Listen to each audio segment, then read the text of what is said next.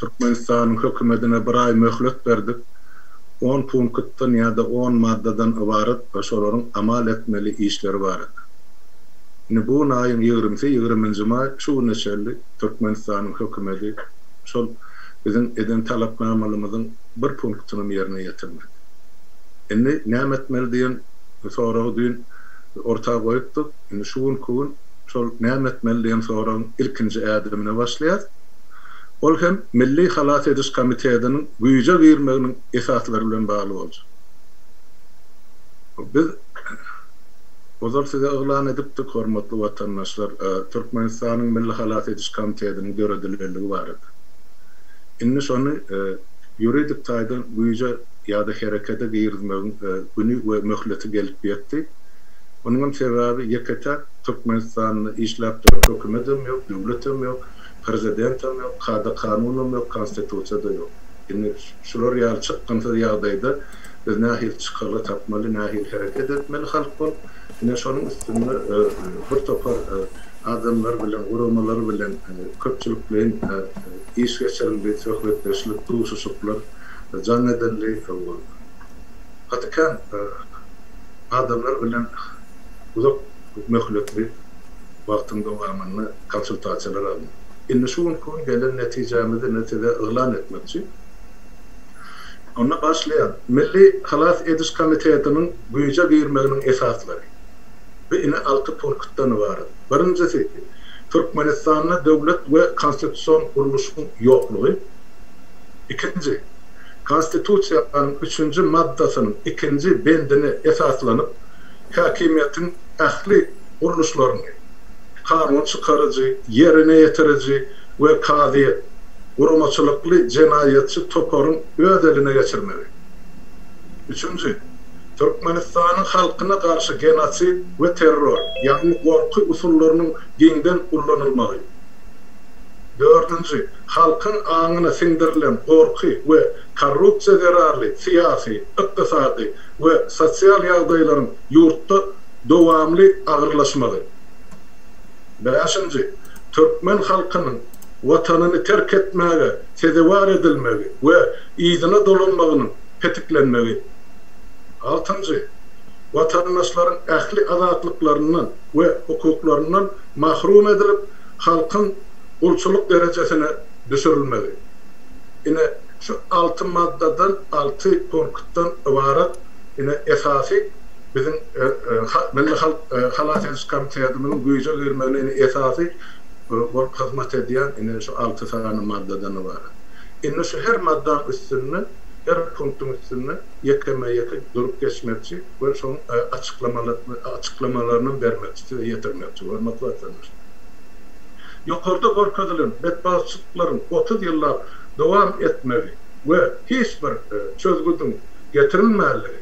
Konstitusiyanın kepilliginin yokluğunun doğru suwutnamasy bolup durýar. Neticede getirilen suwutnamalara salgylanıp gelecekki nesillerimiziň öňüne Türkmen halkı Milli Halat Ediş Komitesi'ni döretmäge jogapkärlidir. Birinci madda Milli Halat Ediş Komitesi'nin güýje girmeginiň esaslary. Türkmenistan'da devlet ve konstitusiyon kuruluşun yokluğu.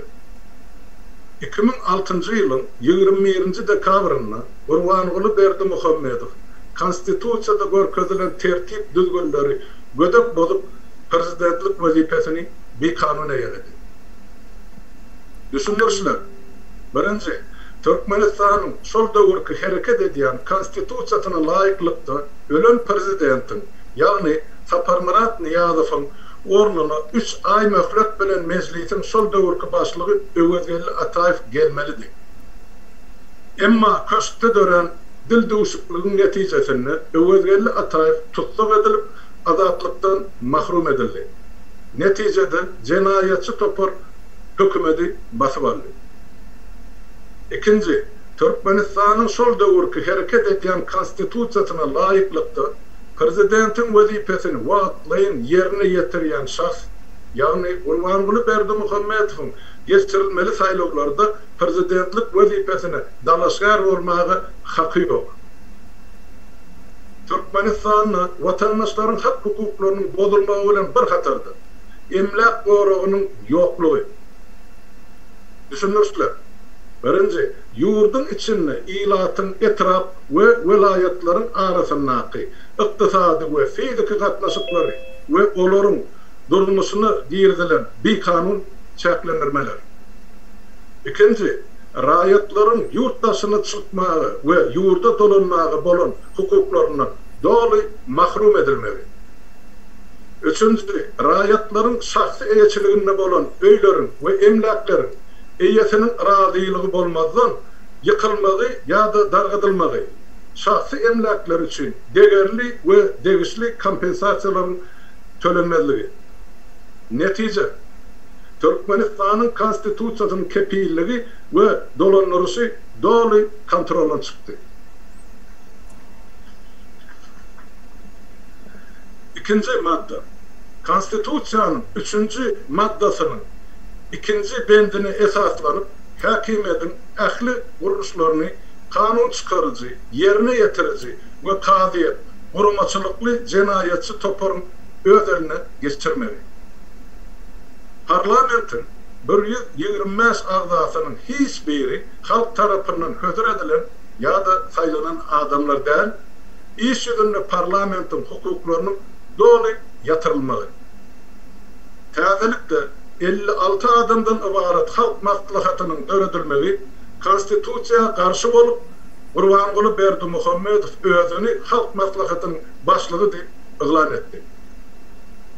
Yerine getirici hükümetin baş tutanı, şol bir vakitte yine de Gurbanguly Berdimuhamedov'un kut özü bolupdu. Türkmenistan'ın Kızıl Yarma Cemiyeti'nin başlığı, Gurbanguly Berdimuhamedov'un ayarlığını devleti var. Türkmenistan'ın ahli kuruluşu kuduğunu Gurbanguly Berdimuhamedov'un giyevi nazar edecek dolanır. Türkmenistan'ın ulu, orta ve küçük biznes işleri tutuşluğuna Gurbanguly Berdimuhamedov'un yegerlerinin kolasında. Suud hakimiyeti, prokuratura, gümrük, migrasiya, polisiya ve meheme, milli hukukçuluk ministerliği kurumaları konstitüsiya ya da devletin kanunlarına değerli dine Gurbanguly Berdimuhamedov'un cinayetçilikli toparına hizmet etmeye mecbur edilen. 3. madde, Türkmenistan'ın halkına karşı genosit ve terör, yani korku usullarının yeniden kullanılmalı. 2019 yılda dünyada mevcut başlayan COVID-19 pandemiyası sebeple ahli devletlerde bu keselin karşısına türlü görünüşte görüş ilan edildi. Dine Türkmenistan'ı şu güneşeli bu keselin varlığı ikrar edilmedi. Türkmenistan'ı COVID-19 bilen kesellerlerin ve kesellen ölürlerin sahını Türkmen ve dünya cemiyetçiliğinden gizlenip geliniyor. Hükümet keselçiliğe karşı görüşmenin yerine halkı köpçülüklerin dörlü davaralara, çarelere iyi giderli katlaşmaya mecbur edip geliyor.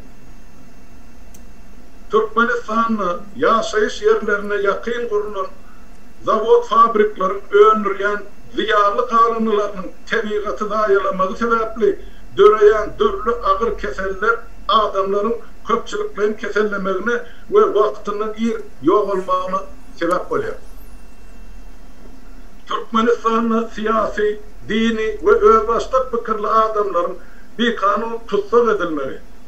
Onların gözlüğünü şertti ve dar zinlarlarda değişli medisine hizmeti bolmadık halde hem de psikiki ve fiziki basışlar aslında saklanmalı, öldürülmeli ya da yitirim edilmeli sistematiki terzde alınıp varılıyor. Yukarıda görkedilen şartlar ve çareler Türkmenistan'ın halkına karşı edilen genosittir. Türkmenistan'ın rayetleri hak hukuklarını talep eden halatına, hükümetin alıp barayan siyaseti hakkı öz fikrini aydan halatına, sosyal medya ulgamlarını kullanan halatına, onları ve onların yakın kardeşlerine yuridik hukuk koruyucu organları tarafından işlerinden kovmak ve azatlıktan mahrum etmek yani korku duygusu salınıyor. Hatta kâbir halatlarda beyguna adamlar yitirmediler. Mektep yaşındaki çağlardan başlap, ehli vatandaşların şahsi, mobil ve beyleki ağırlık nasip enzamlarını eyesinin isteği ve razılığı olmadan bir kanun yağdaydı, hükümet tarafından iyide giderli bağlanıp durulmalı. Dine belli adamların değerli ehli Türkmenistan vatandaşlarına bilhaslayın korku duygusu salınıyor. 4. madde. Halkın anına sindirilen korku ve korrupsiya zararlı siyasi, iktisadi ve sosyal yardayların yurtta devamlı ağırlaşmalı. Sonki 100 yıllıkta önkü komünistik ve sonki yılların diktatura rejimi tarafından halkın anına sindirilen korku ve korrupsiya neticesinde vatandaşların hiçbirinden taze fikir ve düşünce ortaya çıkmadı. Neticede Türkmen cemiyeti köpçülüklerin ehli taraftan degradasya uçradı. Düşünürsler. Birinci, konstitusiyada görkezelen hak hukuklarına karamazdan Türkmenistan'ın ilatı, TSSR ve karıştırılık zamanı devlet siyasetinin katı uzakta saklanıp gelmiyor. Türkmenistan'ın karıştırılık yıllarına halk iktisadi, hak ve hukuklarının mahrum edildi. Üçüncü, hükümetin alıp barayan hıyanatçılıklı siyaseti neticesinde neşesel işlerinin ilatın arasında yeniden yayratılmalı ve gün-günden artayan işsizlik zararlı, köp sağlı maşgalaların dargamağı bilen sağdın neslin yetişmeğinin öne alınmağı sebeple ilatın sosyal düzeni doğru bozuldu. Neticede Türkmenistan'ın siyasi, iktisadi ve sosyal kuruluş doğru çöktü. 5. madde. Türkmen halkının vatanını terk etmeye sedevar edilmeli ve idine dolunmağının tetiklenmeli. Bir kanun hükümet halkı mal mülklerinden ve hak hukuklarından mahrum etmeli. Köpçülüğü yurdun taşına çıkmaya mecbur etti. Eklenç gözlüğünle yurdun taşına çıkan Türkmenistan vatandaşlarının kâbir maşgala azaları hükümet tarafından bilhaslayın greve alınmalı sebeple kazançlarının ağrımlı bölümünü yurda yani çağlarını ve kartasal enatalarına uğratmalı olyalar. Bank sistemasının düğünün yok edilirliği sebeple onların uğradayan taşarı yurt valutalarının yurda girişi kuramacılıklı, cinayetçi tarafının kurulan hileli schemaları arkarı amala asırlıyor. Hileli schemaları bu görünüşü köpürün diktatör rejiminin yılı ullanayan usulü olup duruyor. 6. madde. Vatandaşların ehli azatlıklarından ve hukuklarından mahrum edilip halkın kulçuluk derecesine düşürülmeli. Kanun boyunca prezident vazifesi konstitusiyanın yekete kepili deyilip görkezilir. Emma durmuşta konstitusiyanın kepili olup duran prezident sol konstitusiyanı ayak astına depeleyer. Mesela Türkmenistan'da geçirilen ehli saylovlar ve referandumlar halkın fikri sorulma gizli yağdayda geçirilen halk haddine hükümete bahsetli netice ilan ediliyor. Prezident saylovlarına şu vakti diktatör inkes 95 ve term referandumlar olsa hemişe bir ağızdan razı sesin alıyor. Sol bir vaktin özünde saylamağı ve saylanmağı hukuku olan 60 ve term rayetlerin yurttaşında olmağına karamazdan dışarı yurtlarda hiç şeyli saylov nokatları görünmüyor. Neticede halk saylanmadık prezidente ve işlemeyen kanunları basış ve beyni yuma metotları bilen boyun eğdiriliyor. Saylamak ve saylanmak hukuku elinden alınan cemiyeti korku, basış, anlav, türlü manipülasyalar ve sahnalaştırılan propagandalar bilen halkın an düşüncesini düplü zehirler cemiyeti dolu degradasya sedevar ettiler. Konstitusiyanın ornu korumaçılıklı cenayetçi toparı bəxvitli bolan tasan reformalara dere içi boş bimani maksatnamalar yani altın asır, täze owo, dalkınış, parahatçılık, bereketli, açık kapılar siyaseti, ınışmağın yılı ve şuna mendesler ve mecburi çareler bilen salsarılı.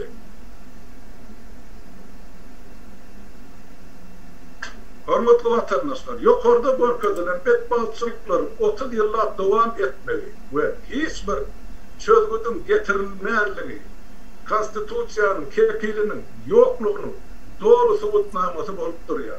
Neticede getirilen subutnamaları salgılanıp gelecekki nesillerimizin önüne Türkmen halkı Milli Halas Ediş Komitesi'ni döretmeye cevapkardır.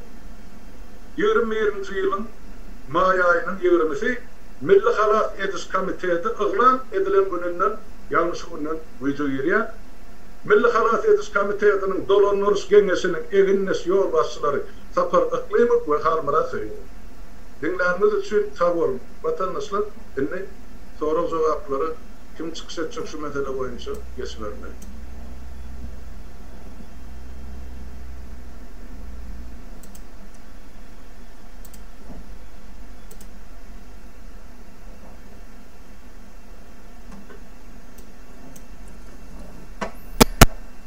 Sapar ağa söz veray hele. Allah. Sapar ağa diyor. Doğru, sağ olun söz vereniniz için. Albrat, yankıt demen mazmunlu doğru okap verdin, sağ ol. Adamlar Türkmenistan'ın yağdayı. Kayıtka 4 tarifa yerleştirecek olup çağın ettik. Hemmetini yazmak mümkünler yönü devletimiz yeten dereceti cemiyetimizde yeten dereceti hemen de mealim onu bilmeyen yok bilmedik tren olmadı cenayetin bir görünüşü bundan anrik inni sizem yankı gördüğünüzde nehilek perde ya da palçık bağ olsa deyirip ayırıp durmuş o. Real göz bilen seyretmengli haçe diyen vatanınız sizin elinizden bir değerli o da ublokan soru attığına o da görünüp yönü cemiyetiniz o çüren nitenen berden aybiya katı avulu yankı ehlumumu degradatsı demek bu katı ağırdattır bu Türkmen milletinin düğünü açaçan palta urlonlu bunu yığışırıp oturmak o da bir cenayetin bir görünüşüdür. Bu ağacısı, tüyücüsü yoktur. Biz katı yani kredi bölgülen seyredip şunu düzeltmen nemesi ne uğruna çıkmalı hemen bizim cevap karşılığını boynuz almalı. Bu parağaçılıklı yol bilen yeketek ve doğru yolu dik hata ve diyet bunun ertir birun bunu biz şunu değişli beyanatları eder bu programı hem bedadi düzülen bu başka yollarını biz kend oylanıştık bu başka yol yok şu bizim bilen yeketek yolumuz şu o tayda yankı partiya kurumu biz ol ya biz bir meselesi değerler o meselelerin hemmesinin üstündeki meseledir ve yankı Türkmen bol kalma ya yok olma meselesidir bunu şeyle düşünmelidir o doğru düşünmelidir o yanlış düşünmelidir sizin hiçbir günahınızı geleceğin yolunu yuması mümkünlerdir. Gelecek nesillerin yolunda her biriniz cevap verdiniz. Yağdayı bunu yığışırır yağlığım değil, görmediliği salır yağlığım değil. Bunu ağlap, muğlap ya propaganda bilen, manipülasyon bilen bunun üstünü yapar yağlığım değil. Yani şu fikrinden ağan ýagdaý. Şunu düşünmeňizi gaty Aýşe diýär. O bärde ýa-ni ne wedipe dawaty, netiyati başga çıkar, yeni bir zat yoktur. Kim şunu dayanıp manipülasyon edip halkın ağını başka yana sokacak bolsa cinayettir. Biz niklemelerde bunun değilek bolacağını size düşündüyoruz. Birden hem meclisin etmeliydik ne şu beyanatını okuyan bilen düşünün, beyninde ornaştırın. O yeten yerinizin nemesini başardığımızdan sonu çuğdomlap size yetirmek işledik de. Şurada bollu bukan yani bunun üstüne elbette koşulacak zatlarım kendidir. Onu hem medadi yani ikinci, üçüncü, dördüncü dereceli meseleleri ağırlayıp oturmadık. Yasatın emelleri şudur. Bizim devletimizden yoktur, hükümetimizden yoktur, yurdumuzdan elimizden gidendir. Bizim 60% halk vatansız adam şeklinde taşında kalmak mecburiyetinde sunur. Ve pasportlarınızın soğuğu olur. Siz ondan hiç kimsiniz. Ben plan yurdum vatandaşı diyende de ben elimdeki dokument geçersizdir. Dedim vatansız bir gelip görün adamsınız. Ne sizi şoňa urdular. Bundan ayrı düşünme diyalak näme dip doğru özüňize berin. Zatlaryň hemmesi düşünüp buldur. Ben kıyıklıca aytjakladım. Şu ben eyleklere de gedek verer ýalak bunu kıyıklıca utoroyum. O taw bolun söz bereniz üçin. Sağ ol Sapar abi.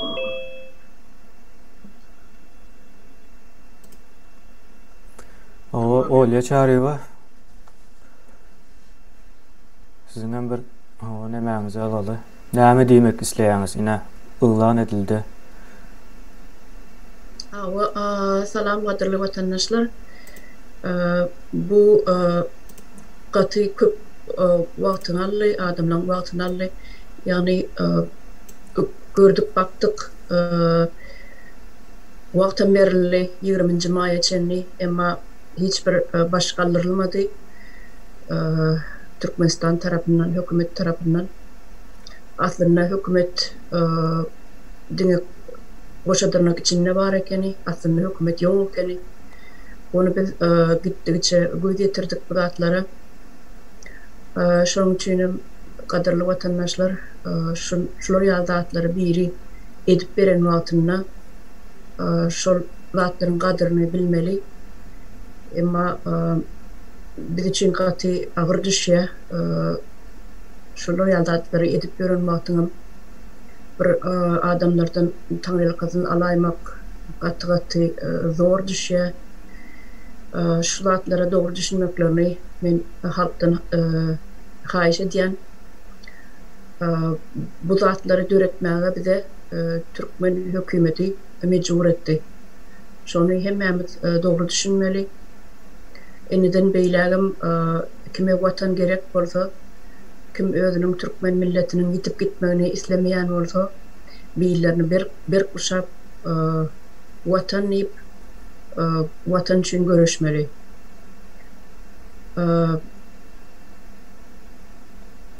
Bollum kadiyan mene. Sağ ol Oğuzhan. Başka aytjak barmy? Aydın. Salam vatandaşlar, o halmara da sağ olun yani okap vereniniz için. Indi berde şu vatandaşlar en esası bizim düşünmeli nememiz aydayında yine hükümete eğer hükümet olyan olsa onda sen hükümetten görköz deydik. Mesela 30 yıldan beri hükümetin göremiz ola yok uzakta. Onda sen özün görköz deyine etmeli işlerem olu işlerem biz ona sen şunu et diye aydamız ol işler hükümetin etmeli işleri ya da şol işleri eden burama hükümet deyip bolýar. Yani şol işlerini edip görkeziydik. Yönöke işler, yani pasport meseleleri, yolları meselesi. Şimdi şu zatlar yok olsa demek hükümet yok demek. Onda yani devletimizde hükümet yok olsa demek şu tayda problemi var. O hükümet demek yani her bir vatandaşın problemalarını büyüşürüp şoları çözüp bilecek ya da şoları çözmek için koyulan yürüyten menajerlerdir. Hakkına tutulan adamlar. Indi eğer şoň zat edip bilmeyen olsa men bir zat aýdaýyn. Şol özüne hükümet diýenlerim dinleyen olsa şun künde pikir etmän o halk hissat düşünen o hissat bilen ok yok. Halk ine biz özümüz halk olup hükümeten gurup bilendiris, beýlekisine emedip bilendiris, şo taýda döwletten gurup bilendiris gurarsam nesip bolsa. Ne bu halas ediş komitetiniň hem ýa şu gün biz halas olmaly. Nämeden halas olmaly? Ol diktatörden halas olmaly diýip düşünmän vatandaşlar biz ýitip ýok bolup gitmekden halas olmaly. Sebäbimizde görünýän zat şol, ýok bolup gitmek. Berde bizim men ine ýönepe aýdaýyn özümiň durmuşum ýa-da enatamyň durmuşy däl, neslimizin durmuşy. Ýani mesele şoldur. Vatandaşlar geleceğimiz için näme etmeliyiz? Ne şolar için edip bilýärler? Ve şolar için hukman suratda edemeli, her bir adam etmeli onu öz çağası için. Fikir etmem o çağını dine iyidir biçirsem şoň bilen ul olup adam bolup gitýänmik diýip hiç gaç oň azat ýokdur. İyidir biçirmek ol haýwanyň edýän işidir. Biz ondan birazcık tapawudymyz bolmaly. Şolara ýaşar ýarly yer, adalatly bir döwlet gurup bermeli. Garanti goýup gitmeli şonuň durmuşyna, ertegi geleceğine. Yaşap, bilim alıp, ılım alıp şolar iň bolmaganda ýönepe zat çağalan şu gülüm oýnap yani bir daş töwerende gezip bilmek üçin bu zat ýönepe zat şonu bir edip bilýäsmiz. Ne şu zat etmek üçin. Yani biz halas olmaly häzirki ýagdaýymyzdan. Häzir şu gün köne ýönepe seredip göreň maşgala ýok. Maşgala bolmadyk ýerinde döwlet bolup bilmeýär. Maşgalany iki böldiler. O en atasız çağalar näli ýetişýär Türkmenistanyň içinde. Gitgide de beterleşik gidiyor. Şu an bir son şansımız yani özümüzü şu halas etmek için. Yitip yok olup gitme, okundan halas olmak için. Onun için şu zatlara doğru düşünmenizi haýyş edýän yani yazılan zatlarım düşünmeseniz 3 sapar, 4 sapar okan soran birinden ya da komentariyada yazın şu taýda şeyli oýla onu el oýla diýip ýa-da şoň içinde ýalňyş adam yok da hemen bilýän esasy temalary, yani aktual temalar yazıldı. Başka zat yazılanı hem mesela bu olan zat ve hakikat. Şimdi şu zatı hazır başka bir öseni yurtlarda okuyup versen belki inanmaz ama şu zatla hakikat durumunu ya da bir durmuş durumunu onlar fikir eder orta sırlardan bir zat okuyabilir diye. Yani bu bir hakikat vatandaşlar. Şu zatları düzeltmeli, şu zatlar için emine Milli Halas Ediş Komiteti elbette bu partide yankı yerde de yazılandır, halkın cevapkarşılığıdır vatandaşlar o zat. Yani bunu halk ol etmeli. Kömek eder demek yanlış düşüncedir. Hiç kimem kömek etmeye sebebi tarihte hiç yerde hiçbir devlet kaptaldaki devlete kömek eden yeri yoktur. Kömek eden yağlıdır ya da kömek eden yağlıdır korkacaktırlar. Yani onun yağlı zat yok. Emme zaten çok in sonunda gelle sen özüne bağlı da özün neyli olsan durmuşun son yağlırak oluyor. Biz emine Türkmen halkı olup neyli olsak ya da Türkmenistan vatandaşları olup neyli olsak neyli edip bilsek durmuşumuzdan son yağlı olur. Demem aýtjam şulardan var sağolun dinleniz üçin. Sağ ol Aydın. Başka kim var çıkış edecek şu mesele boyunca? O bir elini kaldırdı ýaly. Ya men görmedim, yanlış gördüm mü? Ben. Aha. Salam emende, benim şu yerde biraz bir parça koyan şu doğru aýtdyk. Hemen aydınlarınızdan bir netije çıkaracak olarak başçılığının öykünde sağ için bir ayal gelip sıra alıp ve 17 yaşlarda oğlan teyzide bayan arkasına geçtirdi. Maması ben yaşlarken ecesi 11 yıldan beri 17 yaşta öldü. Şu indiye gece oldular 6 yaşta. Şu 6 yaşta çağını 3 aylık vakit koyup verdi. Muma benzeş neyçe nemeler var. Her gün neyçe erkekler, neyçe ayarlar kesildi, öyle oluyor. Biz bunları her gün taraf koyup verdik dışarı yurtlarda. Açımda telli yaşamışlar. Baştan depremde bu. Şimdi yeter. Ayalın ağlarken her gözünün önünde durup gözünü getirdim o.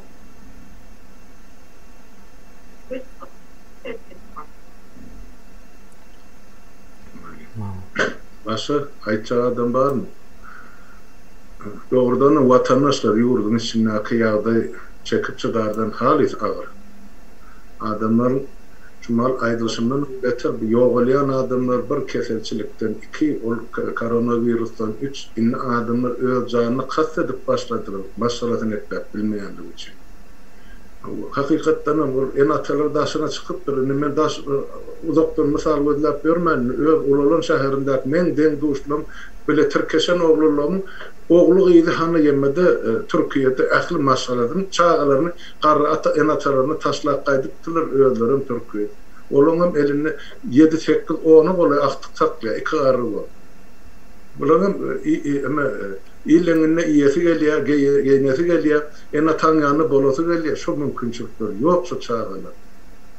Indi biz nädip ekläýär, saklaýar, maňa sorak berýär ýurdum için. Şu sorak hemmemiň öňümizde dur.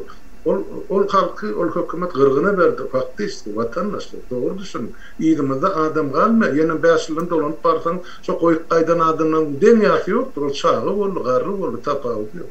Olar şular ýal edil, giýitlerin emesinden konslarynyň beter zamyn durmuşda saklap otyr. Daşynakyny ýurdun içine barmaja hemmemide aýan boldy. Ýyl ýarym bäri ýollar ýapypdyr. 22-nji ýylda aşakydyr, soň 23-e geçirdiler. Hany düýün onuň bir hepde öňünden çykyşyny 25-nji ýyla koronawirusyň öňüne almalydyr. Diýmek, şoňa şeýle ýurdun daşynaky ýurdun içine salynjak däl. Sonra ýurda baraýyňyzda da ýygyňyzda oýan adamlar görebiljekler, ýa tapjaklar. Ine mesele şutaýdy, vatandaşlar dogry düşün. Şoň üçin bir halas ediş komiteti adyna biz halas bolmaly, millet bol. Hem millet bol halas bolmaly, hem toprağymyzy halas etmeli. Şonu jenaýetçilik toprağda. İkiden biri, biz şunu etmesek, onu hem ýurtsyz galýar, hem ýygymyzda galan doganlaryň aşlamydan ýitip çägäsiň gidiyor. Olara o taýda ne medisina hyzmaty bar, ne döwletden kömek bar, ne iş bar, ne aýlyk bar, ne güllük bar. Hemme zat edilýär, çägäsiň gidenýär. Hökümetem ýok, döwletem ýok. Bolýany kim elini galdyryp durlar, onu şu taýda önüne Töwse dogany söz bereli. Töwse dogan aýdy ber. Selam vatandaşlar, Hamra ben sizin aydanınıza koşulan şimdi. Geçen gün Türkmenistan'da bir haber geldi. Bir ene çavasını bakıp bilmeden etajdan, 3. etajdan çavasını, 7 aylık çavasını atmış yere. Eklep bilmeyin. Yamanam gıynançlı haber. Bilmiyorum, Türkmenistan'ın halini bu hala gelen olsa eneler çavasını öldürüp başladı.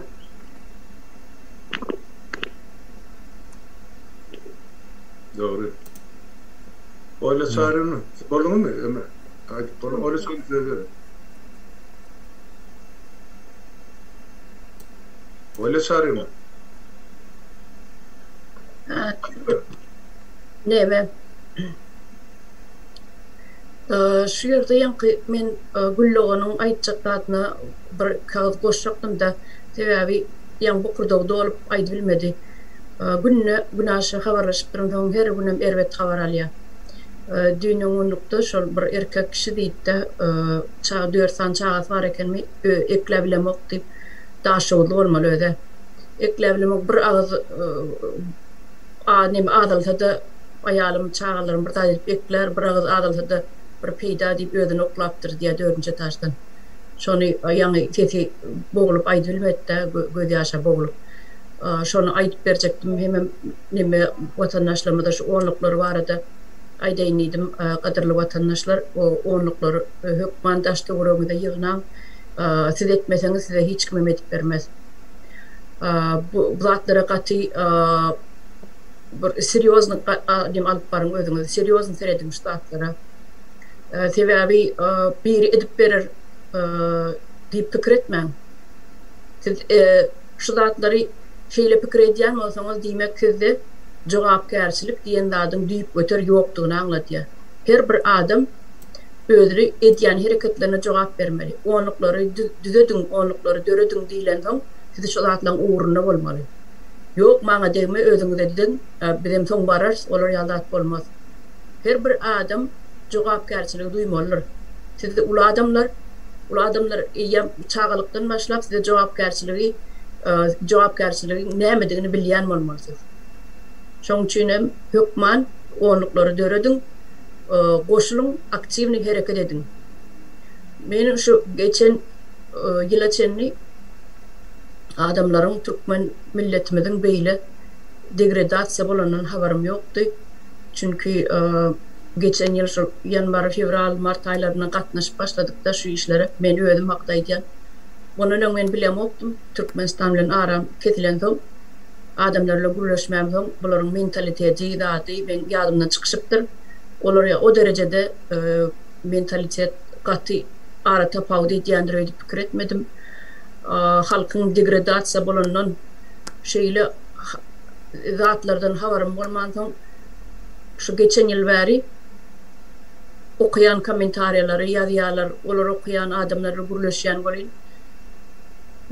Edil başga bir planeta düşünýärlik boldum men dogrusyny aýtsam. Şeýle degradasiýa edilipdir-de halk ene men size diýende ýüzlenýän ştaýdyn.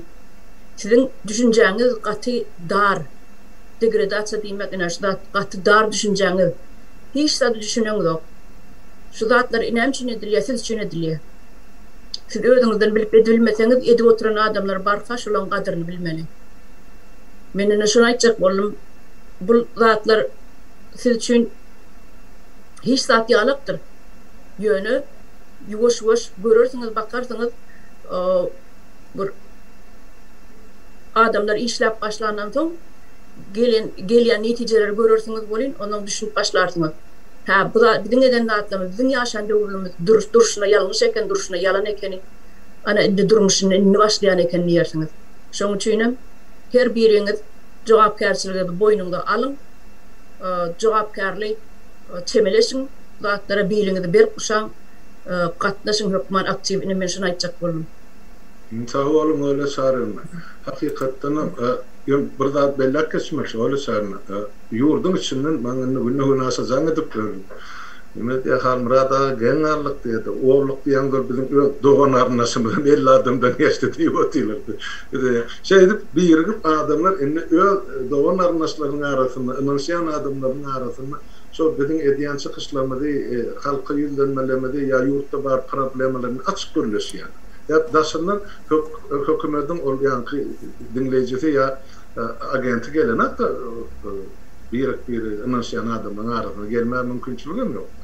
Ene şoň üçin orluklar ýüzlük töredörlerim bar, 500 töredörlerim bar. O gidip dur ýöne biziň istediğimizçe uly meşwerde ýa çalk meşwerde geçen. Ene şol emma diktatura bir güni bir ýyl halkymyz üçin. Bu nestilçi ýagdaý agyrlaşyp barýar. Näçe çalk şol ýurdun içinde edip bildik, şonça geleceğimiz üçin dähwetli boljak halkymyzyň geleceği üçin. Şonu aýtjak boldum. Sağ olun o çağırın. So taýda WTZK 95 diýer, kemine şoňa söz bereli. Vatandaş. Aýdy berin WTZK kim o? Salam vatandaşlar. Geçi ýaxşy hemmeňizde. Şu Halmurada sizin ýanky okap beren Halas etiş toporunyň esasy beýannamasyny okap berdiňiz. Şonu biz bütün halk bolup goldaýas.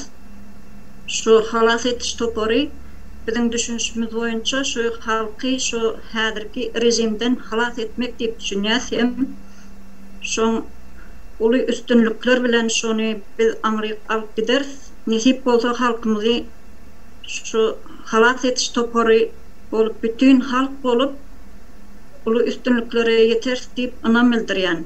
Hemem şu onluklar diýilende biz gaty özümizi jogapkärligi hasap edýärse, şumat ýurdun içindekiler bilen biziň onluklary ýaýradanmyz 50-60 adamdan geçdi. Nesip bolsa ondan köpelder diýip anam bilen aýtyp biljek. Dolu goldaýas hemem bize karşı duran adamlara da düşünmeklerini ştaýdan haýyş edip soraýan.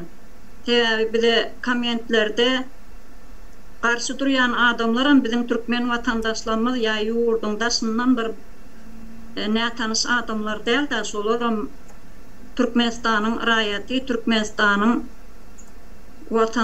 Türkmen vatandaşlarımız şolara da haist etip yüzlenen şu sebebi bile halk bolup koşulmaklarını haist eden şutaydan. Çünkü bir halk bolup, halat etiş topori bolup, bütün halkımızı şu kıyınçılıklı yağdaylardan ulu üstünlüklere yeter deyip ona bildirýän. Sağ olun. Sağ olun, tağriyal katın. Ana Rockefeller deyip bir vatandaşımız eline aldırıptı. Kemine. Aha. Aydı varım da. Salam vatandaşlar. Men şu edek aytsak zatlam yankı näme hareket etmeli, näme hareket edip şu ayda oturkam ýazyp oturan nemelenmez var da yankı vatandaşlarımız şolar aytsak bolýar näme hareket etmeliligini näçe wagtlaryny bir ay ýol berdiysem dogry bolar. Aydyk gelýär şu onluklar döretmeli, onluklara goşulmaly, hareket etmeli. Indi tarap boyluğu goýmaly wagty geldi da şu wagt şoňa ýalňyş düşünmäň. Bizim en başymyzdadyr. Halmyrada da Taparada beçne adam däl şolaryň häzirne ullar çykyp ýol görkezmeliler. Ne bir ýyl bäräsin lak gelen nähil oýunlar geçdi halkyň başyna nähil nemeler, nähil dodaklar görülýär, nähil provokatorluklar edildi. Indi garan taýgarma şu wagt bolupda men pikirimçe. Indi özüňiz şudatlar görüp oturýarsyňyz, düşünip oturýarsyňyz, köpüleňiz ýöne tarap goýulyp esasyny näder näme bir hil halk bölüşip durda şonu aýyrmaly, men pikirimçe aýyrmalanyň edil şu wagt ýanky halmyradaň okan nemelerdi esasyny biz şudatlar ýuridikileşdirip watanmyzy halas edip biljekdigimiz näme ikuşsyz şoňa berip düşünmeli mukadiyana vatandaşlara şonu haýyş etjek bolum. Halas yurdun içinde şu kösen oturan atalanmaz, garnaşlanmaz, doğanlanmaz, jilenmez. Şuların hemmesine, kömek edelim hemmesine goýdurmuş bolsun, daşynlarda näçe adam öýüne gidip bilmän otur, okuwçylar pul alyp bilmän otur. Bulardan hemmesi şu bir adamyň taparagan ýa-da halmyradaň problemasy, bu hemme halkyň problemasy. Şoňa hemmemiz halk boljak bolsak biz şudatlary etmeli, şudatlar etmesek biz halk bolup bilmeýäs. Şoň üçin şu vatandaşlardan etjek haýyşdym. Goşulşalyň, bir ýyl mundan öňe birimizde dowanym jyým diýip oturduk. Hem sünür son kuatlar diňe soşlar köp ýerde ýazyp görýän. Diňe soşlar diňe neme dilýär. Gelin şo yok adwirlygymyzy gadarnalyň onlara bekideligdanym watanmyz halas edelim. Şunu aýtjak bolum vatandaşlar. Sağ olun. Sağ ol, tağriyal. Başka kim var? Vatandaşlar. Halmyrada menem aýdaýyn bir näme. Aýt bolsa. Adamlarama aýt bol berdi ýaly. Indi ildeşler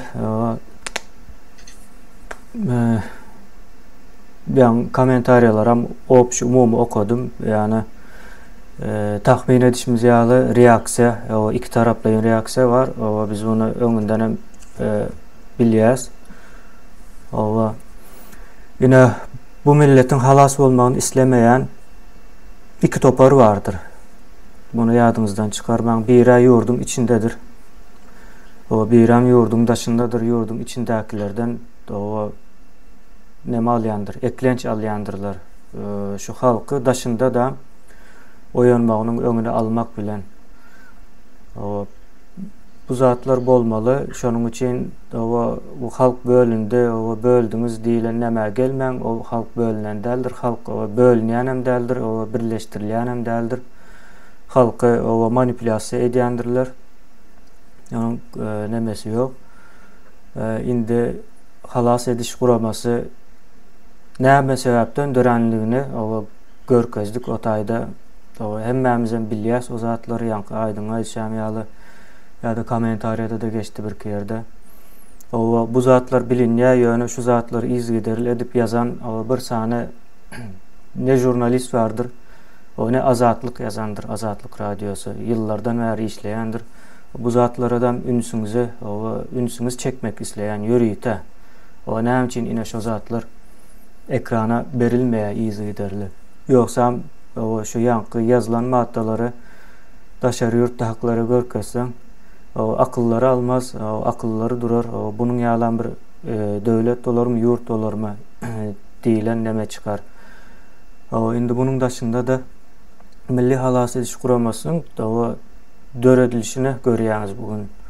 Bundan soňky günlerde etjek işleri, wezipeleri var. Soň etmeli işleri var. O zatlary göreriz. Döretjek bir näçe guramalary bardyr. O bir ikinciden biz populizm edemiz ok ve şu wagta çelle daş döwrümizdäki adamlary ekrana çıkarmajak bolduk. Sebäbi populizmde iş ýokdur. İş eden adamda da populizm bolmaly däldir. Yani gerekli yerinde adamlarım näme der, çıkar aydar. Indi biz şu taýda genen bir soru bardy. Köp adam ýüzüne atýan däldir. Onuň bir näçe sebäpleri bardyr. Hakykatdan hem aňyrdan gorkýan bolmaly. Şahsan men gorkamok. Ýöne görýän bolsaňyz köp adam eýýäm ýüzüne açdy. Onuň bir sebäbi bar. Yani bizim daş döwrümizdäkiler däl. Olaryň yani ýüzüniň açanlygynyň sebäpleri bar. Ona ýoş düşünüberersiňiz. Indi bu halas ediş guramasy ýurdun içine girip döwletiň strukturalaryna çelli barýança gurandan soň güýjüni ýitirýändir ýyldaşlar.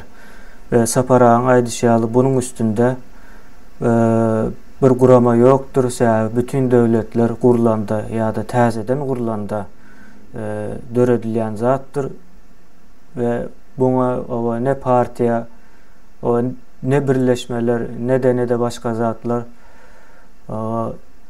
näme edýän däldir, üstüne gelýän däldir ýa-da çözýän hem däldir. Meseleni bizim giren kynçylygymız, problemamız gaty uludur. Onu çözmek üçin hem diňe şu ýoldan geçilýändir. Başka ýoldan ama geçecek bolsaňyz wagt ýitirersiniz. Ondan soň ýene bir zat dolar. Ýene beýleki tarapdan näme bar? Mine taht söwüşleri ýa-da bir zat aklyna gelýän bolmaly ve şona ýörüýte getirýärler. Onu kommentariýada da ýazýarlar. Ýyldaşlar taht ýok bolsa bunun davasy hem bolmaz. Bu bir ikinciden döwlet gurulmaly diýäs. Döwletiň nämesi ýokdur. Hökümetiň davasy bardyr. Biz hökümetden öň birinji döwlet gurulmaly. Ondan soň kim taht gurjak bolsa üstüne gelip guraýsyn. Döwlet gurulandan soň hiç bir taxtyň hem edip biljek ziýany bolmaz. Bunun daşynda da ýanky näme bar? Milli Halas Ediş Komitetiniň azalary köp bölege gizlin galjakdyr. Köp bölege açykdan hereket etjekdir ve edil gurama ýaly hereket etjekdir. Yani gepin gysgasy. Şonuň ýaly zatlary aýtjakdym. Üns bermeli zatymız bu taýda näme ýaly bolmasyn problemany çözmek üçin köplenç bir sanak näme bolýandyr? Kyn problemanyň çözgütleri bir san bolýandyr. Şonuň üçin hem şol bizim problemamyz hem kyn. Onuň hem çözgüti bir san bolmalydyr. Beýleki nämeler hem ýyldaşlarymyzyň özleri hem çykaryp urady. Manipulasiýadyr, ýene nämeler, ýene esasy bizi ýyllardan bäri uykudan oýanmagymyza päsgelçilik berýän zatlaryň iň öňde gelendir. Ýene serediň söz azatlygy diýerler, demokratiýa ýokmu diýerler. Ýyldaşlar söz azatlygy gerek bolýan bolsa, onuň jogapkärçiligini bile kabul etmeli bolýanys. o demokratiya gerek bolýan bolsa, onuň hem jogapkärçiligini o bile kabul etmeli bolýaňyz. O eger siziň demokratiýaňyzyň ýanynda jogapkärçilig ýok bolsa, onda gaty görmäň. Siziň demokratiýaňyz kabul däldir. Onam şu taýda aýdyp geçeýin sebäbi. Näme üçin aýdýan buny? Bu sözüňem jogapkärçiliksiz ýagdaýynda manipulyasiýa bolýanlygyny aýtjak bolýan. Onsoň näme bardyr? Tanqid sözü bardyr. O tanqidyň hem suwutnamasy ýok bolsa, olar manipulyasiýa bolýandyr. Suwutnama diýbem ýalňyş bir zat görkezýän bolsaň, o töhmet bolýandyr. Yeneler var. Bunun sonu bitmez. Aydarsınız bular kimler edýär? Bular yıllardan beri ön komünistik rejim edip geldi. Şol bir nemedir, taktikadır. Ondan sonra diktatorlar şol komünistik rejimin nemesini gurnap gelýärler oyunlaryny. Elbette ol iň soňunda güýçden gaçmaly. Sebäbi ýalňyş yalan bilen yol alınýan däldir. Ýalanyň ýalňyşyň iň soňunda bütün ayıplar açılıp başlamalı hükman suratda. Yani ben şolara aýtjakdym. Esasy meniň üns berýän ýerlerim we ildeşlerimizin üns bermekniň gerekli ýeri diýip pikir edýän. Sebäbi iň soňunda halka düşman bolup biljek diňe ýalandyr. O ýalanam hemmekim öz nemesine göre, bähbidine göre gözleýän bolsa, o başka bir zat. Ve meniň aýtjagym şu.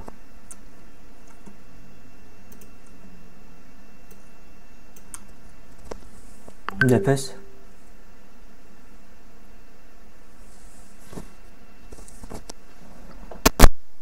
Sağ olun. Doğru. Yani bana da benim bir gıyız kaça bir aytıp geçeyin. Şutayda nemelemi. Halmurada bu nemelerin üstüne durup geçtiniz. Yani kanunu bozmalı nemesini aldık geçtiniz. Vatandaşlar şutayda ne şu aydılan diyilen sözlerden doğru netice çıkarmanızı immenizden ayış edeceğiz. Şutayda vatandaşlar bu gep gönlü aylım verilipdir. Yani gönlü priyamaya efir edilipdir.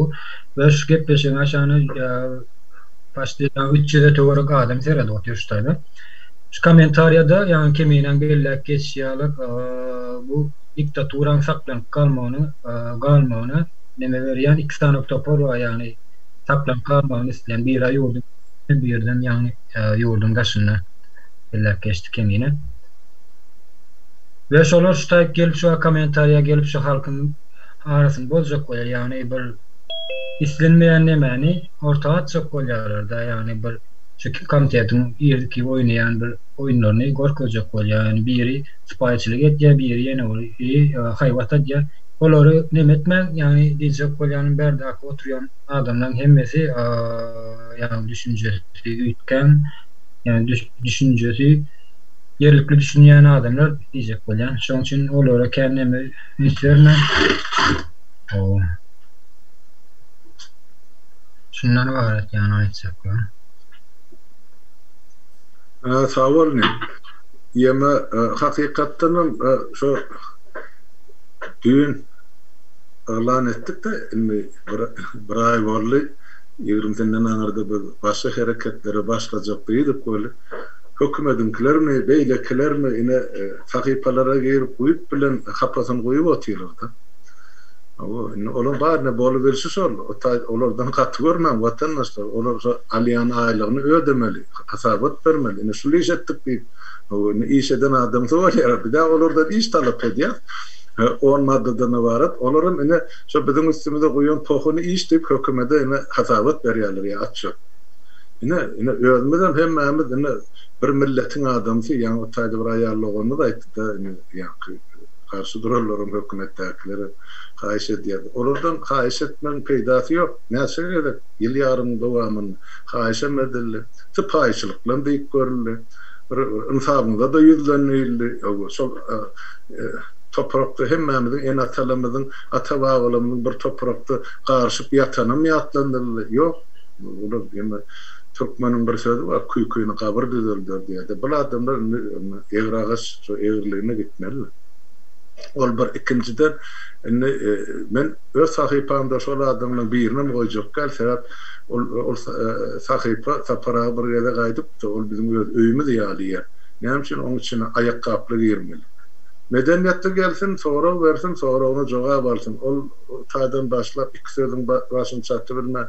Ol bizim ölen ýeten enelemede, bajylamada ýetjek boldy. Men o zatlar hiç kime ýol beremek, berdirjegem de. Şoň üçin garşydaşlar gürlejek gepinizi bilip gürlen diýjek sözüňizi bilip diýin. Sebäp soň emma ortlar aýtmyşlar abrat gepirleşit diýär. Bu bolmasa erti hasabat bermeli wagtyňyz günüňiz gelir. Siz şumal ullanýan işledýän kuratorlaryny Aşgabatda turanmy, Moskwada turanmy, sonra gyzda gelende öýler bütün senin sanawyňyz bilen getirip bizim öňümizde taşlarlar. Şonu näme diýip, şonu näme saýrajakdyr halkyň öňünde. Süleymanyň dep bereme bardyr. Hana öyle şaýrynyň anlatyny seredi, ol ýigit bilen hemmem. Onun için hasabat günü emma Şiral Şahyryň bir boşlugyny getir bardy. Hasap maşyny işläp durdy. İşläp dursa hasap maşyny 30 ýyl bar. O jogap bermeli wagtym gelir inşallah. Şonu aýtjak boldum men şu meselede. Inni saparagy el gallerya aýdym sen inim garaşa ýaşula bereli sözi. Sağ ol Halmurat. Ben yankı aydanının üstünü yetirjek bolýanna. Yankı Türkmenistan döwletinde milli howpsuzlukmy näme atlaryny demedi oturmaýyn. İndiler, dogonlar, iyileşler, vatandaşlar ähli oýnuň hemmesini bilýär, çözdük. Adamlaryny da kendi bilýär.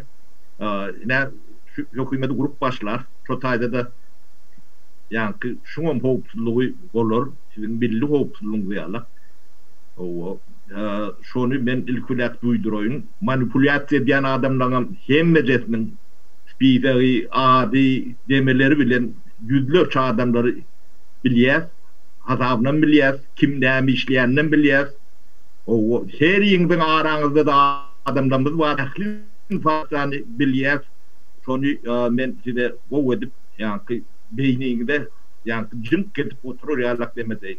Soň wagtylar jazalanyp başlajakdyr. Şonuň hemmejesiniň günäsini bu zatlar sizin kelläňizi ýalak işlemese bir kelläňiz bir wagt okurur diňardy. Bular bir ikinciden döwlet howpsuzlyk komiteti diýip orta çykan bolsa, men komitetiň işgär diýip bilýän bolsa, şo guramaň ýokdugyny şol suwutamasyr. Türkmenistanda olar ýalak orgun ýokdur. Bir topur şagala ýa-ni şarlatana çokunup gorkup demedip görmem. Kellelerine de zat ýokdur.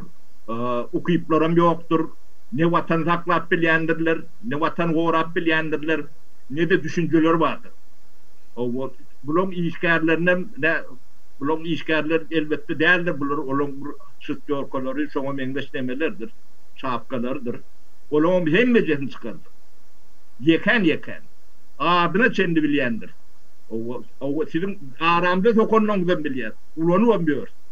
O sizin garşyňyzda durulýar. O şonu bilmek üçin bolýar. Ne şonu bir ýerinde ýazyn. O hemmeňizi ýeke. Bundan aýryk her ädimiňizi ölçüp adem edersiniz. Ya profesional işlersiniz, bolmasa ýanarsiniz. Ben şonu aşağı çırp aýdýanna. Orada çıkanak garry ýaşuly bu zatlary düşünmeýän, bilmeýändir öýdüp demetmem. O garry oýuny gaýt tutur diýär. O sizin entek ortaýda etjek zadyň öňünden bilýär. O içinde kuratorlaryny çenli bilýär. Ne şonu ber ýadynda demedin, bundan aýryk oýun oýnasaňyz ýanarsyňyz. O biz sizi ýakmakçy däl. O şu watan size de gerek, sizin çağlaňyz üçin edýär. Şonu bir ýerleriňizde ýazyn, demedin o. Bollum Halmurat sağ ol söz öğrenmek için. Sağ ol. Onunla aydın söz sana ne? Haydi ver.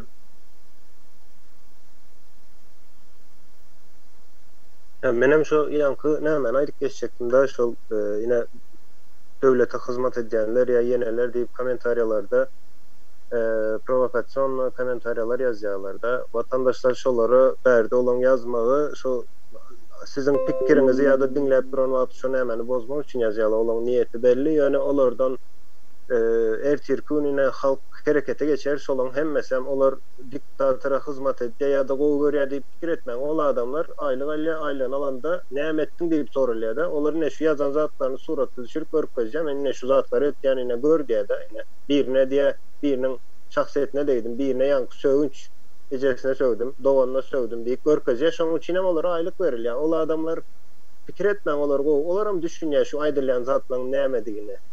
Hata düşünýär olaram, ýazýanlarym. Ýöne olaň işi şol, işi bolan soň işi näder? Yani olara näme etmek gerek? Ertirkün ýöne halk ayaklanan wagty 100% bilýär olaň şol halkyň tarapyna geçýäni, ýanky şolaň arasynda belki goşulyşyp şolaň arasyna garşy gitmeni isleýändir olaram, pikir etýändir. Ýöne elbetde olaryň ýanky saparaňy aýdyp geçýärler, hemmesiniň ýokarsynyň edýän işi adı familyasy bilen şu nämeleri vardır. Yani koşan adamlar. Olar ýöne cezasyny çekmeli, olar hukmany suratda. O cezasyny çekmeli olanda diýende birine bir zat eden üçin däl, hakykine adalet diýen zat vardır. Biz näme adalet dikelçek biles. Adalety dikeldi, olaryň eden zatlaryna göz yummak näle bolar, näçe derejede dogry bolar. Ertirkün adalet bolarmy soň? Bolmaz-a. Şoň üçin o taýda adalet diýen zat bar. Ine şoň öňünde jogap bermeli hem adamam edeni işine ýa-da etmeligi işine. Tapal diyor. Son şu komentaryalarda vatandaşlar haýyş etjek zadım çok kän bir söwüşmäň şoň ýaly adamlar söwgän olsa ýene bir zat aýlan komentaryalarda kemine senden haýyş etjek şu zady eger adamyň şahsiýetine deýän bir komentariýa bar bolsa bizim däl tapal ýok kim bolaýsyn hatda bir tanamayan bir adamımız olsun, bir adamın şahsiyetine deýilen olsa şol komentariýa ýa-da şol ýazan adamı blog etmeli gerek däl. Sebäbi oň izinin şol adamdy diýmek kellesi işden okuymakda hakykatdan. Şahsiýetine deýmen sen hakyň ýok. Diýip bilersiň, ýene söwüp bolýar da şahsiýetine deýmen. İstendik adamga söwüp sen şo taýda blog edilmersiň, ýöne manipulasiýa bilen ýanky provokasiýa şahsiýete deýmek şol adamlary göni kanal blog edilýändir watandaşlar. Ona maýdaly. Soňundan hem çykyp söz azatlygy diýmen, o söz azatlygy bolan bilen sen oň näme diýene düşünýän adam, söz azatlygyny näme diýene düşünýän adam kommentariýa çykyp söz azatlygy bar diýip ýazmaýar watandaşlar. Şoňa düşünýän adam şonu şo taýda ýazmaýar-da. Ine şolara aýdyp geçjekdim watandaşlar. Dogry. Hemen watandaşlar öwrenip telefondan görüp otyn gönefir gidýän ýerini. Ekrandan görmesem. O sawal watandaşlar edýän gollawyňyz üçin, diýen sözleriňiz üçin elbetde ine halk bolup bilelikde bir işlerin başında bolsa bitmejek iş ýok. Ýylyň göýüji, sylyň göýüji diýip halkymyz ýöne ýaraýdyna. Bolarokmy? Boljagyna men gaty ulygynyň bilen garýan. Inni bir topar adam pikir etdi, biler ýaşylardyň şol boşuna gurlap otyr. Ýok, bizine ýaş nesiller şu tak öz aramyza getirip ine şular bilen Amerik watany dolanmakçy. Ine gelecegi şular eline bermekçi. Hökümetem, döwletem, parlamentem hemmejini. Sapara kimizin kördüýämiz köpürden geçdi watandaşlar. Şu taýda gülýaly durmuşymyz bar. Eger bir adamyň bir masalany durmuşy bilen ýaşaljak bolsa. Ýöne bir watan diýen, bir toprak diýen bir düşünje ol bagyny ýakyp barýar. Onsoň siziň ýygyňyzda galan doganlaryňyz biziň hem ýygymyzda bar. Biz olary ýurdun daşyna çykanda. Şoň üçin hemme bir ugry hereket etmeli işi var. Bizim adamlar şoňa çagyrýar. O taýda ýazylypdyr, bir ýazypdyr, men 50 adamym bar ýandy. Bu işler bir şol 50 adamyň bilen etmeli işler öz araňyzda pirarlaşdyr. Bunun men adamyny getirmän gatdyr. Oladyr şuň 100 adamyň adam bir ýere üýtse hökümet bir adam tymsalsa ählisini ondan soň öz ara pitirdik goýberler. Görüňiz, geçen ýaz aýyny näme etdiler. Häzirim halk aýňalyp bilen bir topar zatdan şo düşünjesi ýetmeli üçin. Şoň üçin gaýrat edin, öz araňyzda özünden ýan adamlaryň bilen birleşin. Hökmen onuň da ýetmeseňiz 6 adam bolun, 3 bolun, 5 bolun, 7 bolun. Ýöne öz janyňyz bilen ýan adamlar bilen pikirdeş bolun, etmeli işleri nähil edilse gowy bolacak. O bir günlük üçin birgene gal orluklar.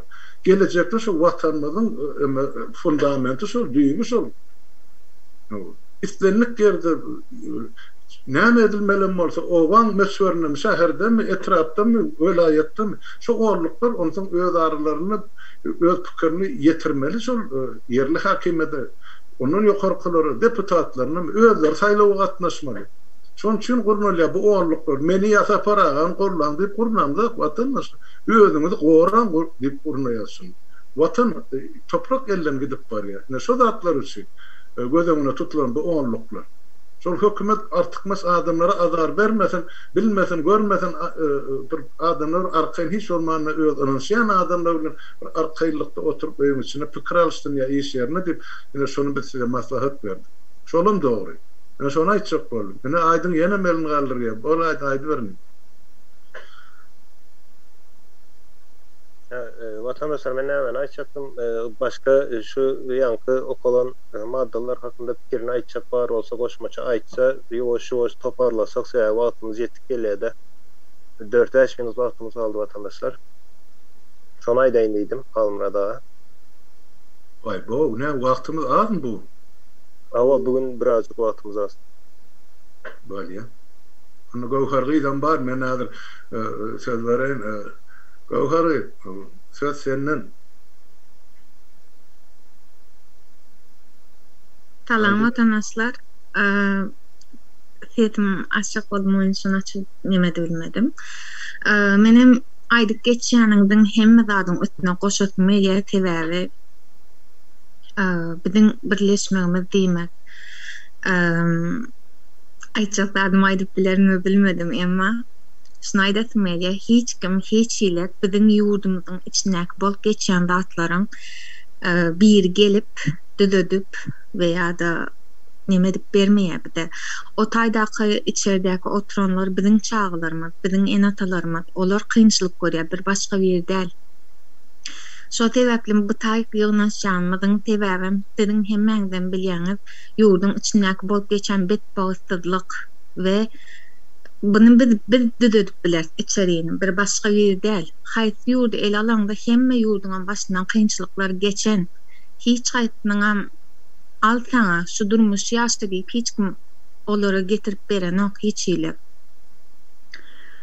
We içeridäki bolup geçen şu wagtky adalatsızlyk bolup geçen oğurluk şoňa meňdeş bir näçe betbagyçylyk zatlar bu halka edilýän zulüm hiç ýerini biz hak etmeýär, hiç ýerini hak edemizok we buň aşagyny almak, hakymyz islemek o biziň iň neme hakymyz, doğal hakymyz. Ve gyrada seredip durmagan veya da gelip işin ucundan tutmagan bize galdy. Gyrada seretsek bir başga bir siz seredýäňiz duruň biz düzedeliň diýmer. Aydyk geçen datlaryňyzyň üstünde doldurjak bolýan bolýan elimden kendat gelenek. Gönü efir bolan tamam biraz tolgunýan bolmama mümkin. Şonaýda indim, näçerek düşünüp bilmedim. Sağ ol Gavhar'ı. Tanrı'ya katın aydan sözlerim için. Ama başka aýtjak goýjak adınız var mı vatandaşlar? Yoksa bana aydın oturda wagt çakly Halmrada oturmaly. Bizim alıp barjymyz şol wagt boýunça esasy şahsy aydın bolupdy. Ýol boýunça ýol emelleri. İnternet meselesinde. Öyle çağrımda elim alırıyor. Gıyskaca bir halkımda yüzlenmekçide. Ne şu geçen yıl katı kayan adamlar ayağa kalıp başladı, uyanıp başladı. Şular cemleşenine gördüğünüz hemen dağıttılar. Her kim bir yere dağıttılar. Olanım el savabım şeydivem iyide çekildiler köp adamlar. Indi men hazır şolara yüzlenesim gelýär. Kaderli vatandaşlar. Elmedama oturup pikirlendiňiz, nirede adalet, nirede de ýa-ni yalan şu zatlaryň hemmesini görüp bolýandyr. Eger şu adalaty siz diýişdirnek bolup ýapyşsaňyz, sypdyrmaň, ýapyşsaňyz ana şonu alyp çykarsaňyz. Şol adalaty hökman ýeňmeli. Adalaty gazanmaly hökman. Şol ýapyşan ýeriňiz, şo dogrudur diýip ýapyşan ýeriňizi sypdyrmaň, alyp çykarsaňyz. Şoň üçin hemme ýanky ýyda çekilen watandaşlarymyza da haýşym hökman biriňiz bir kuşamda ýene goşulyň. Gelin ýydyňyzda biz size garaşýas. Bu şu wagtyny ýaşlymyz bize ýol öwredi oturka. Nirde ağın, nirde garanyň ak näme gara näme şey diýip öwredi oturka. Biz şolaryň gadyryny bilelim. Bularam wečna adam, ömürlük adamlar däldir. Hökman goşurşum. Şonu aýtjakdym men.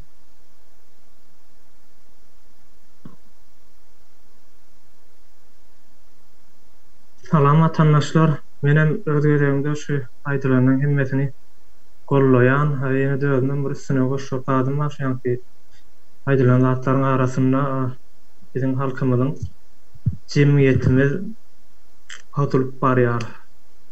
Şoň üstünde menem öz aýtjak zatlarym var. Mähruman vatandaşlar, şu jemgyýetimiz bozulýandyr we bozulanlarda kän köp maşgalalarda şu bozulan maşgalalar var we käbir maşgalalar bozulmagyň üstünde dronlarda var. Bizim many barymyzyň agdy bir bolup şu täze Türkmenistana ýetişmalydyr. Gurmalydyr vatandaşlar. Şu edilýän işler hemmeti bir adam üçin edilýän däldir ýa-da özlerimiz üçin etýän däldir. Nesillerimiz üçin edilýändir, gelecekde nesilimiz üçin edilýändir. Şoň üçin baryňyzdan haýşym, menem şu koşulmagyny haýş edýän hemmäňizden. Şolar ýaly aýtjam. Sağ olun. Näme onu şu ýerde jemleýäsmi ýa dowam edýäsmi? Vatandaşlar, eşdilýänmi? Burada eşdilýäňiz, o jemläp bilersiňiz.